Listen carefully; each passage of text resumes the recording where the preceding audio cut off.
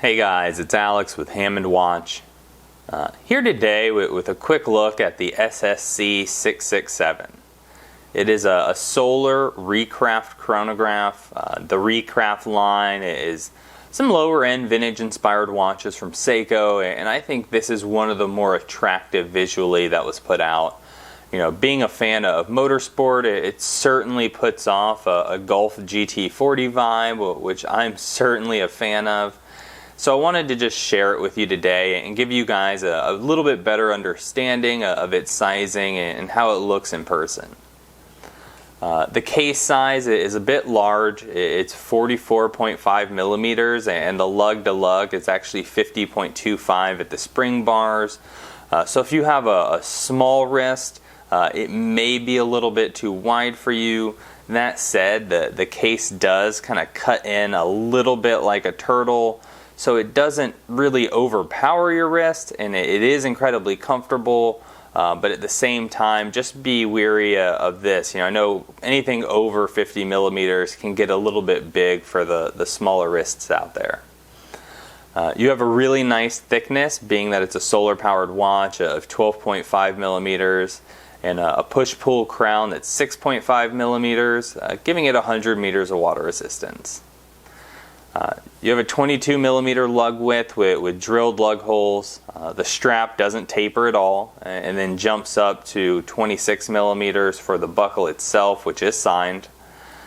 Powering the watch is Seiko's V175 solar chronograph movement. That's the same one that they're using in like the solar prospex divers.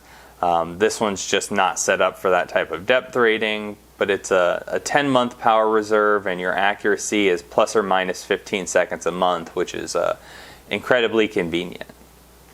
The pricing on these runs at $350 retail. If you look gray market when they are in stock, you know, you can find them kind of $200 to $300, but for the most part they've dried up. So I don't know if they didn't make a ton of them, or if perhaps they're just more popular than were anticipated. But if you can find one in kind of the low twos, I think it's an incredibly strong buy.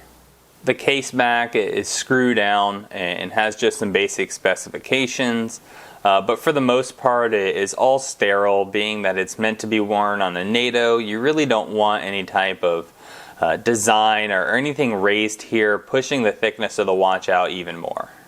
Top to bottom, I really enjoy the dial and layout. You have a nice legible tachometer running around the outside of the watch, and it is raised above the dial, kind of like a chapter ring. You also have a nice circular brushing to a minute and seconds track, which has applied indices that are filled with Seiko's LumiBrite, and then a really nice sunburst.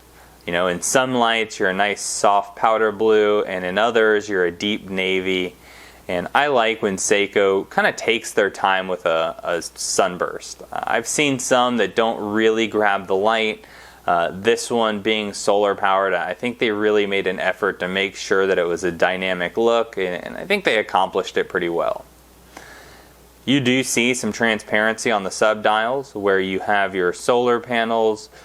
Completely forgivable, you know, looking straight on to tell the time, or for timing purposes you don't notice it at all. It's just in certain angles you can kind of see through and peek at some of the inner workings, but I don't have an issue with it. I enjoy that they did a black date wheel, kind of, you know, a forced date it would feel a little bit, but at the same time I think it's nice to have, and most of us enjoy that complication for day-to-day use. And then the skeletonized hands, you know, they're really meant to allow you to constantly view the chronograph sub-dials, as this watch is a little bit less about telling the time and a little bit more about timekeeping and kind of keeping with that whole racing chronograph theme. Yeah. Not being a dive watch, they didn't go crazy with the luminescence, but being that it is their proprietary LumiBrite, you do have great glow where it is applied. And you're not really going to have too much trouble telling the time in low light situations, although the markers on the hands are relatively small. So here we are on my 7.5 to 7 3/4 inch wrist. It's a solar watch, so it's relatively lightweight, but it does have a pretty big footprint. We're not overhanging on my wrist by any stretch, but at the same time, it's a little bit longer than watches that I typically wear, and it certainly is noticeable. Also, you're going to know if you like NATO straps or not. It adds a few millimeters to the watch and can make it a little bit less secure or a little wobbly at times. But in general, this is a pretty comfortable package. If this was an automatic watch, it would probably have too much heft and weight to pull off a NATO strap, in my opinion. But as it sits, I think it's a pretty nice, cohesive package. And again, just screams that Golf GT40. And if you're not familiar with that car, I'll put a link to a video below so you can get a little bit more familiar and have a better understanding of what I'm talking about with its overall kind of look and color scheme. Big thanks to David at Jewelry Works for lending the watch in for us to have a quicker look at.